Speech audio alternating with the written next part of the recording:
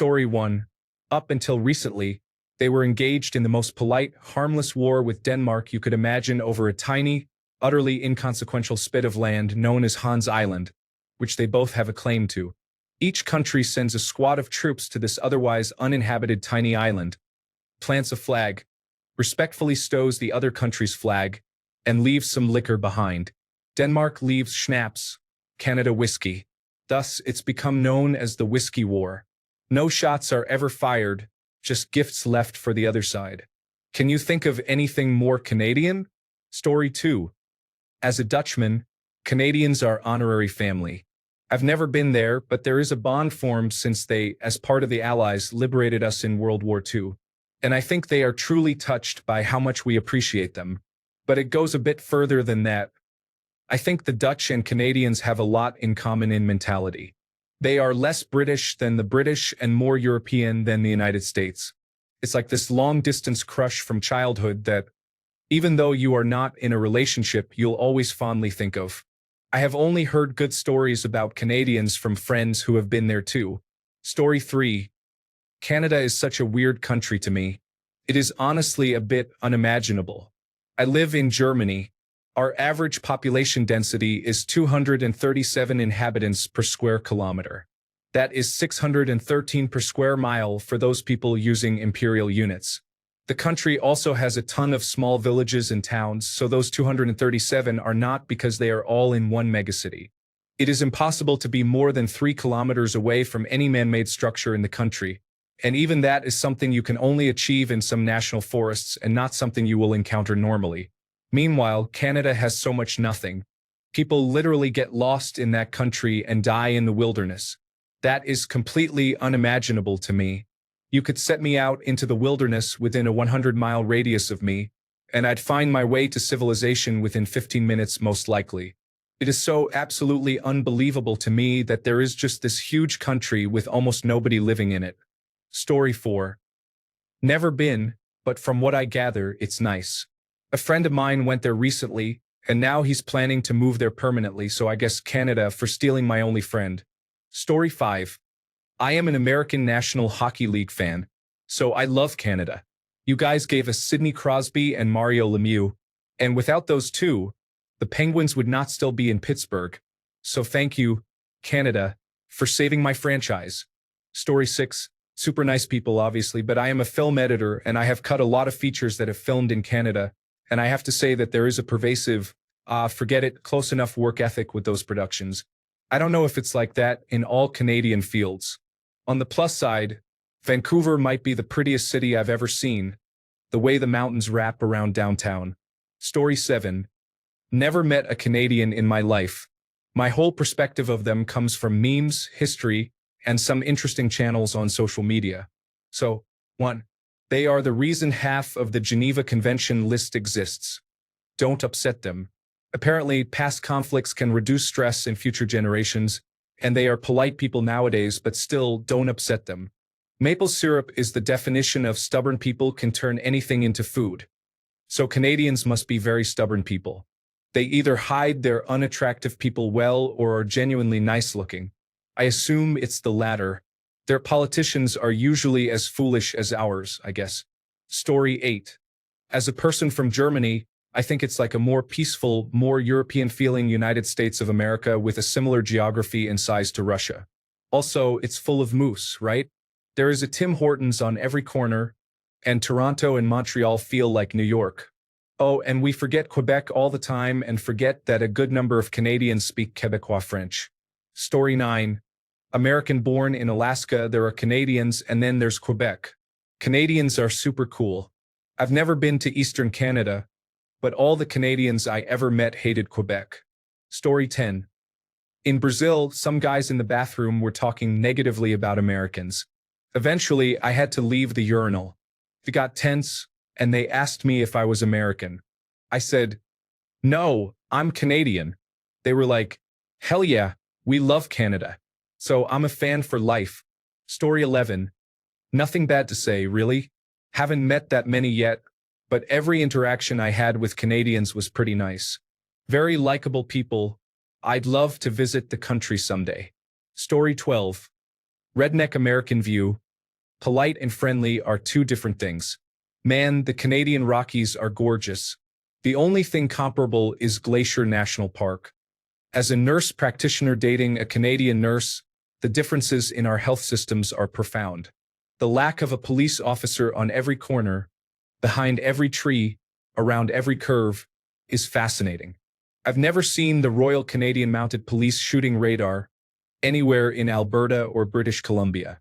I've never even seen a local police officer. Banff is Gatlinburg North. Canmore is Estes Park. Calgary is gorgeous. Story 13. The scenery and food from the West Coast are amazing, and Vancouver was beautiful. The hikes we took in the mountains were some of the most spectacular sights I've seen, especially with the snow. It definitely has some of the most beautiful natural environments. It also has a very diverse set of people, which made the food there so much better. On the other hand, I was shocked by how bad the drug and homelessness issue was in the downtown area. It was blocks upon blocks of people walking around like zombies, and ambulances were constantly coming in and blocking off areas. That was kind of cemented in my mind when I remember Vancouver. The majority of people are very nice, but I wouldn't say Canada takes the cake for having the kindest people. I've encountered a lot of insincere politeness. I also felt like I had to be extra careful about misspeaking or saying anything in regards to politics and social conditions, the same in the United States in places like Seattle. It's like walking on a tightrope with a lot of people. In regard to friends and family that live there, they all say healthcare is a big issue. They have to book appointments months in advance sometimes, and the level of care is pretty subpar. I love Canada, but it's not always the winter wonderland people may think of when they mention it. It has a lot of its own issues people outside may not know about, but I would still recommend people go visit. Story 14. A nice place to visit. Not sure I'd want to live there anymore because you guys kind of went crazy recently. But I've never met a Canadian I didn't like. Oh, and forget your maple syrup cartel. Story 15. As an American, I feel I should visit Canada more. They always seem so cool. I feel like I constantly need to apologize as a neighbor just because of all our political nonsense. Thank you so much for Trailer Park Boys, Kim's Convenience, Tim Hortons, Poutine, and some truly amazing cannabis. Story 16. The past 2 years, I have been working for a large insurance company with offices all over Canada and the United States, deploying a new information technology product for our company as a whole. Some of the offices are small, like the ones in more rural areas and the Northwest Territories, but then there are business units that have multiple large offices under one umbrella. The same goes for the United States offices. Having dealt with both them and our United States offices at any size, I can say that the Canadian offices contain a lot more difficult people than our United States offices. I am not sure if that's just an insurance industry thing, but it shattered my stereotype of Canadians significantly. Not only do they seem to have more abrasive attitudes, they are way more needy than their United States counterparts. It has been a learning experience for sure. Story 17. My best friend is Canadian, and we have visited several times. This is Toronto, so it's a big city in Canada. I haven't been anywhere else beyond Toronto and Vancouver, but it's honestly not much different from the big cities in the United States. When traveling the world, my wife and I are mistaken all the time as Canadians instead of Americans because we are quiet and polite. My one complaint is that your border agents can be very harsh. I've traveled the world and constantly received the harshest treatment at Canadian border crossings. Story 18. As an American who has visited the Greater Toronto area many times and dated a Canadian girl, I view Canada as our friendly neighbors to the north. I'm always amazed at how there aren't many massive glaring differences, but rather so many small differences that make Canadians stand out and make you realize you're in an entirely different country. Even in a massive city like Toronto, I found myself being approached and talked to in a friendly and kinder manner. Story 19. Me, my father, and my brother arrived by plane just barely missing a snowstorm. It soon came down on us as we were driving into Kenora via taxi. There were cars piled up and we could not get through. As we sat and thought about what to do, the driver asked if we needed a place to stay for the night, and that was how he and his wife welcomed us into their home for 2 days until we could get back on the road.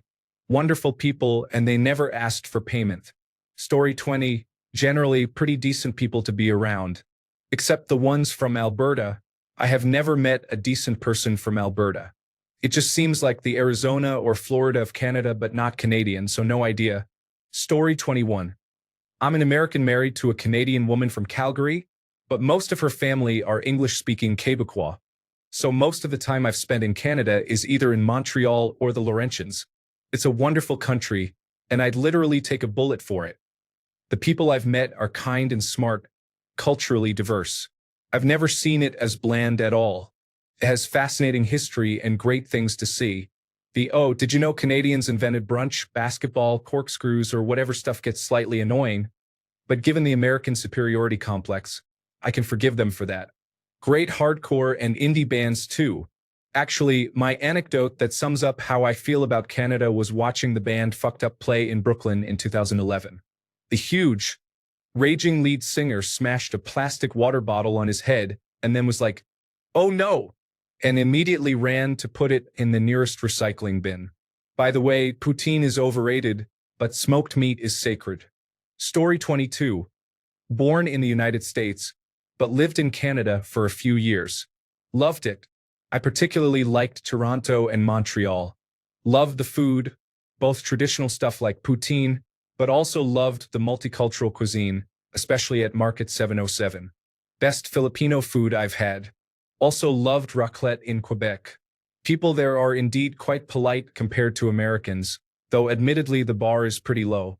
Though people seemed a bit more reserved about sharing their private life, which is understandable. I also loved the weather. Being from the South, I never experienced a true winter until I was up there. I also learned to ice skate during that first winter. Additionally, the nature out west is amazing, Alberta and Vancouver especially. Overall, a very lovely country. I want to go back. Story 23. As an American living near a major Canadian border, I must say I am proud to be neighbors with them. Beautiful country, lots of culture, history, and beautiful landscape to boast. It's an easy international trip for an American to make. Story 24. Opinion of Canada. Long-suffering neighbor of America. If they can tolerate that, they can't be all that bad. As an Australian, I have always thought Canada is similarly laid back, just colder. Story 25. As a Vermonter, I'm pretty sure we are just like little Canada. We are decent people, and I'm quite certain that if we all start eating poutine, we will be adopted, and then all the good maple syrup will be in one country. Story 26. As a New Yorker, I've never looked at Canadians as foreigners when they come to New York, and I never felt like I wasn't home when I went to Toronto. Some years ago, a big windstorm came ripping through my town. It wasn't a tornado, but no one would blame you if you said a tornado did come through. It made a mess of our power grid. A big team of linemen from Quebec came to help fix it. I had the opportunity to feed them lunch. That story is a small, local example of how Canadians and Americans get on with each other. A national example is, on September 11th, American planes loaded with Americans were permitted to land in Canada with no passports. They were given places to sleep, food to eat, and phones to call home. Story 27. It's being overrun with Indian students who are being openly taken advantage of and abused while simultaneously being considered a protected class. Acknowledging that they are having a net negative impact when coming in large numbers to study and refusing to leave gets you labeled as a racist. Canadians' natural nicety is being used to make them feel guilty about acknowledging genuine issues in their country. Facilitating massive corporations suppressing wages and diploma mills making billions. Everything is so expensive and housing is especially bad that there are people working full-time living in tents. Almost every house that goes on the market is bought by a multimillion-dollar corporation and split into units that are each up to $2,000 a month. Story 28. My opinion of Canada has drastically changed in the last few years. They now have pretty much the same issues with immigration as Europe, and they seem to have the same solution. I actually thought Canadians would be better in this regard. Otherwise, it is a beautiful country with spectacular nature. Until now, it has been a pretty welcoming country. I have zero idea what is happening in northern Canada, though. I assume it's cold there. It's so ridiculously large compared to European countries. Story 29. Been to Vancouver for a wedding. Seaplanes were cool, and the scenery was beautiful. The rest of the city is dirty and like the land of the Walking Dead. More disturbing than any Latin America city I've been to. Calgary for work reminded me of any sprawled-out city in the United States. Montreal for a holiday offered a unique city experience. Very cool city and really different than I expected in a good way. Canadian politics is just as big a joke as the United States. Story 30. Came here for work. Other than meeting my wife here, I don't have a lot of good to say about it. Trying to convince her to leave and take a work transfer to another country. Story 31. I don't have any strong opinions on it. It looks like a nice place. People seem normal from what I can tell from the opposite side of the world. They haven't said or done anything to make me dislike them. The culture seems similar to my own. I don't agree with the whole Canadians are super nice and polite thing. The university I went to does an exchange program with Canada. There were about 30 Canadians doing the same degree as me. Not only were they not super polite, but they were kind of rude and arrogant.